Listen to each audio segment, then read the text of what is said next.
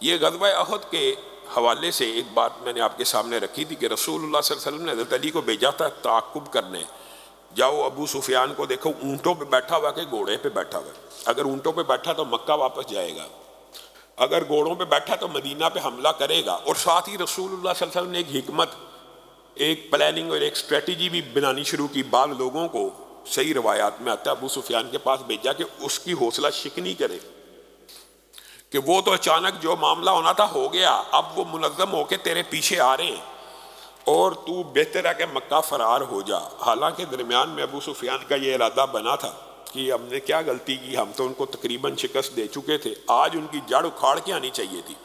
اور قافلے کے لوگوں نے کہا ٹھیک ہے واپس چلتے ہیں، اچھی طرح ان کو تحقیق کرتے ہیں۔ اتنی دیر میں رسول اللہ صلی اللہ علیہ وسلم نے اپنے صحابہ کو کہا تھا کہ کوئی بھی احد کا جو شریک ہے وہ پیچھے نہ رہے، مدینہ سے امداد بھی نہیں منگوائی۔ اور یہ رسول اللہ صلی اللہ علیہ وسلم کی حکمت عملی اور جرت کے اوپر بھی دلالت کرتی ہے، اور تھکے ماندہ سپاہیوں کی ہمت اور استقامت پہ بھی دلالت کرتی ہے۔ کوئی جو غزوہ احد میں شامل ہوا پیچھے نہ رہے، چلے ابو سفیان کے قافلے کے تعاقب میں۔ اس کو غزوہ حمراء الاسد بھی کہتے ہیں اسی واقعے کو۔ تو رسول اللہ صلی اللہ علیہ وسلم نے انہی احد کے ساتھیوں کے ساتھ ان کا تعاقب بھی کرنا شروع کیا، اور ساتھ حکمت عملی کے تحت معبد خدائی وغیرہ کو بھیجا کہ وہ ابو سفیان کے حوصلوں کو پست کرے۔ اب ابو سفیان اور اس کا لشکر چاہتا تھا کہ واپس ایک حملہ کیا جائے، لیکن رسول اللہ صلی اللہ علیہ وسلم اسی دن شام سے پہلے بالکل ان کے لشکر کے قریب پہنچ گئے اور اپنے ساتھیوں کو کہا دو دو تین تین الاؤ جلاؤ، آگ کے دو دو تین تین الاؤ جلاؤ، ایک ایک بندہ۔ تو صحیح روایات میں آتا ہے رسول اللہ صلی اللہ علیہ وسلم نے اس رات 500 سے زائد الاؤ جلوائے۔ الاؤ سے مراد یہ ہوتی ہے کہ خیمے کے باہر ایک آگ کا جلایا جاتا ہے جو جانوروں سے انسان کو بچاتا ہے، یا جس کے اوپر کھانا پکاتے ہیں۔ تو اس سے پتہ لگتا ہے یہ جی ایک خیمے کے اندر جو کم از کم 4-5 افراد ہوں گے تو وہ ایک الاؤ جلا رہے ہیں۔ تو 500 الاؤ رسول اللہ صلی اللہ علیہ وسلم نے جلوا دیے اپنے صحابہ سے۔ تو ابو سفیان حیرت زدہ رہ گیا، اور اسی رات اس نے اتنے بڑے الاؤ کو جب روشن دیکھا، 500 الاؤ روشن ہے، اس نے کہا یہ کیا، یہ تو بہت زیادہ لوگ مدینہ سے آگے ہمارے پیچھے۔ وہ یہاں سے پھر فرار ہو گیا۔ یہ اس کی واپسی کا واقعہ ہے، اور رسول اللہ صلی اللہ علیہ وسلم نے بغیر ڈرے ان کا تعاقب کیا۔ اور اسی لیے حدیث کے اندر بعض لوگ سمجھتے ہیں کہ فرشتے صرف بدر میں نازل ہوئے، بعض صحابہ نے خود بیان کیا کہ ہم نے احد میں میکائیل اور جبریل کو رسول اللہ صلی اللہ علیہ وسلم کے دائیں بائیں لڑتے دیکھا۔ پھر ایک جو بات ہے، رسول اللہ صلی اللہ علیہ وسلم کی یہ جو شہادت کی افواہ پھیلی تھی، حقیقت میں یہ دباچہ، محدثین اور مفسرین نے لکھا ہے کہ یہ دباچہ ہے اس چیز کا۔ اگرچہ صحابہ بہت بڑے لوگ تھے، اگرچہ صحابہ بڑے علماء فضلاء فقہاء تھے، لیکن ایک قدرتی اٹیچمنٹ ہوتی ہے اپنے امیر کے ساتھ، اپنے سپہ سالار کے ساتھ، اپنے رہنما کے ساتھ، اور ایک عقیدہ بھی بن جاتا ہے۔ یہ بات ہو سکتا ہے بعض لوگوں کے لیے اچنبے کی ہو، لیکن یہ بات حقیقت ہے کہ جب انسان کسی بڑے آدمی کے ساتھ مل کے کام کر رہا ہوتا ہے تو اس کے ذہن میں یہ بات ضرور آ جاتی ہے یار اس کی فیوض اور برکات ہیں رسول اللہ کی۔ لیکن یہ ایک دباچہ بھی تھا کہ آپ اگر یہ سمجھتے ہیں کہ رسول اللہ آپ کے لشکر میں اور ہر صورت آپ ہی کو فتح ملے گی، تو یہ بھی اللہ کے ہاں ضروری نہیں ہے، یہ بھی اللہ کے ہاں ضروری ہے۔ ہاں برکت تو ہے، خود صحابہ بیان کرتے ہیں، خود تابعین بیان کرتے ہیں، خود تبع تابعین بیان کرتے ہیں کہ جب رسول اللہ صلی اللہ علیہ وسلم دنیا سے چلے گئے تھے تو ہم دیکھتے تھے کہ ہمارے لشکر میں کوئی صحابی موجود ہے، پھر اس سے دعا کرواتے تھے، اس کی برکت سے ہم فتح یاب ہو جاتے تھے۔ پھر صحابہ کا دور ختم ہوا تو ہم ڈھونڈتے تھے کوئی تابعی موجود ہے، یہ برکات ہیں۔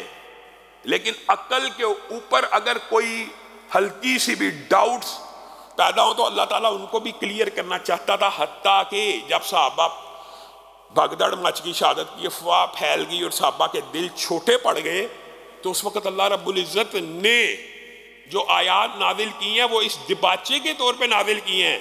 وَمَا مُحَمَّدٌ إِلَّا رَسُولٌ قَدْ خَلَتْ مِن قَبْلِهِ الرُّسُلُ أَفَإِن مَّاتَ أَوْ قُتِلَ انقلبتم عَلَىٰ أَعْقَابِكُمْ وَمَن يَنقلب عَلَىٰ عَقِبَيْهِ۔ اگر رسول اللہ صلی اللہ علیہ وسلم بھی پرانے انبیاء جیسے ایک رسول ہیں، اگر وہ فوت ہو جائیں یا شہید کر دیے جائیں، یہاں پہ یہ جو الفاظ شہید کر دینے کے ہیں یہ صحابہ کو بتلانا مقصود تھا، اگر فوت ہو جائیں اور جنگ کے دوران شہید ہو جائیں تو تم سمجھتے ہو اسلام ختم ہو گیا؟ ایسی بات نہیں ہے. رسول اللہ اگر شہید بھی ہو جائیں تو تم نے تو دل چھوٹا نہیں کرنا، تمہارا کام تو پھر بھی لڑنا ہے. اور آپ کے سامنے یہ بات مفصل رکھی تھی کہ بعض صحابہ نے یہی اجتہاد کر کے کہا تھا کہ اگر رسول اللہ فوت بھی ہو گیا تو کیا ہوا، اللہ تو زندہ ہے جس کے لیے ہم جنگ کر رہے ہیں. تو انہوں نے وہ جنگ لڑی بھی تھی.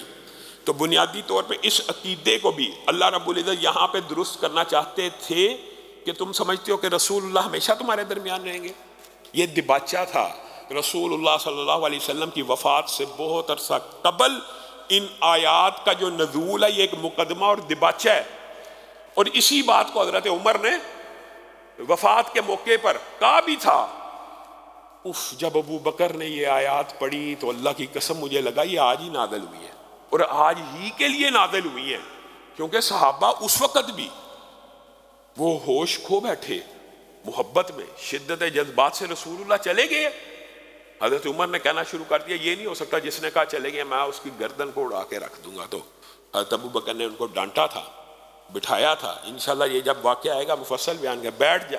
وما محمد الا رسول قد خلت من قبلہ الرسل افئن مات او قتل انقلبتم علی اعقابکم. اگر وہ فوت ہو جائیں یا شہید کر دیے جائیں تو ہم اسلام چھوڑ دیں گے. بیٹھ جا عمر.